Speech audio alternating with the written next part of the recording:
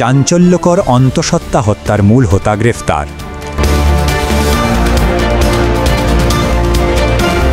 চাঞ্চল্যকর অন্তঃসত্ত্বা হত্যার মূল হোতা গ্রেফতার। গোপালগঞ্জের মুকসুদপুরে 4 মাসের অন্তঃসত্ত্বা গৃহবধূ ইতি বেগমকে নৃশংসভাবে হত্যা করে লাশ গুম করার চাঞ্চল্যকর ঘটনার মূল হোতা রাসেল শেখকে কুমিল্লা থেকে গ্রেফতার করেছে র্যাব 6 ও র্যাব 11।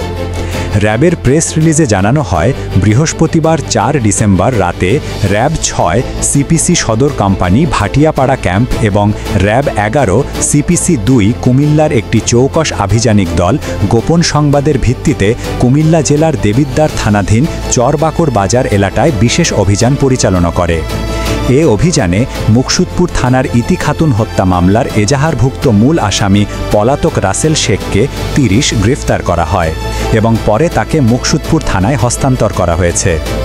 এজাহার সূত্রে জানা যায়, মুকসুদপুর উপজেলার লতিফপুর গ্রামের আসামি রাসেল শেখ এবং নিহত ইতি খাতুনের মধ্যে পারিবারিক কলহের জের ধরে মামলার 1 নং আসামি, তার স্বামী ও অন্যান্য আসামিরা গত 23 নভেম্বর রাত আনুমানিক 8টা থেকে 30 নভেম্বর সন্ধ্যা 6টার মধ্যে সুপরিকল্পিতভাবে আসামিদের বসতঘরে ইতি খাতুনকে গামছা দিয়ে শ্বাসরোধ করে হত্যা করে লাশ গোপন করার উদ্দেশ্যে বস্তাবন্দি করেন। এরপর লাশের সঙ্গে 4টি ইট বেঁধে বাড়ির পূর্ব পাশে তাদের নিজস্ব পুকুরে কচুরিপানার নিচে ডুবিয়ে রাখা হয়। 30 নভেম্বর সন্ধ্যায় স্থানীয়রা ভিকটিমের বস্তাবন্দি লাশ পানিতে ভাসতে দেখে মুকসুদপুর থানায় খবর দেন।